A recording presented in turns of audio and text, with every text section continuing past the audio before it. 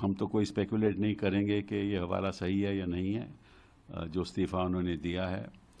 मैं तो व्यक्तिगत रूप से मैं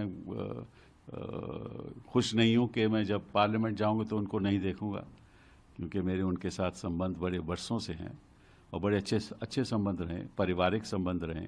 और जहाँ जहाँ भी हमारे परिवार के कोई फंक्शन होते थे तो धनखड़ साहब हमेशा आते थे, और मेरे पिताजी के साथ उनके संबंध रहे, और मैंने कई केसेस उनके साथ भी किए, उनके खिलाफ भी किए जब वो दूसरी साइड पर रहते थे। लेकिन हमारी जो पर्सनल इक्वेशन थी वो बहुत ही समझ लीजिए कि वार्म थी।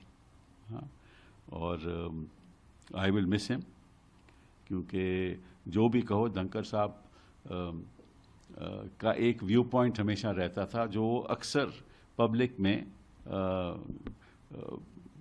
बिना संकोच के बोल देते थे, और ये उनकी खासियत थी, क्योंकि जो उनके मन में रहता था वो मन में नहीं रखते थे, और उनको अगर कोई ऐसी बात लगती थी कि गलत हो रहा है तो बोल भी देते थे।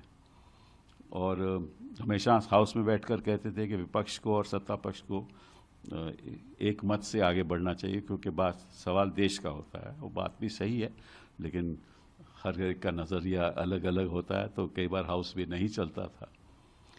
लेकिन उनके मन में कोई मैल कभी नहीं रहा, और जब जब भी मैंने चाहा कि मुझे थोड़ा वक्त ज़्यादा दीजिए बोलने का, तो चेंबर में जाकर मिला तो हमेशा उन्होंने मेरा साथ दिया और ज़्यादा टाइम दिया। तो मैं तो उनका आभारी हूँ कि उन्होंने हमेशा जो हमारे संबंध रहे वो बहुत अच्छे रहे। हाँ, हमारी विचारधारा थोड़ी अलग थी, और कई बार हम भी कह देते थे, और वो भी अपनी तरफ से जवाब भी दे देते थे, लेकिन कोई करवाहट कभी नहीं हुई।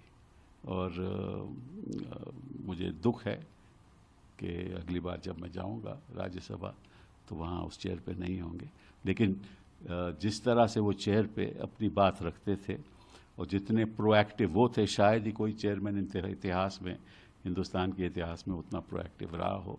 ये उनकी खासियत भी थी, और उसकी वजह से करवाहट भी कभी कभार होती थी, लेकिन कभी मन में उनके ये नहीं रहता था कि मैं इसकी वजह से किसी को नुकसान करूं। हो सकते हैं सर? नहीं, इसके बारे में तो मैं कुछ कहना नहीं चाहता। उन्होंने कहा है कि स्वास्थ्य की वजह से वो इस्तीफ़ा दे रहे हैं, और इस बात को हमें ज़्यादा बढ़ा चढ़ा के बोलना नहीं चाहिए। और मैं समझता हूँ कि इस स्पेकुलेशन से हमें मिलेगा नहीं।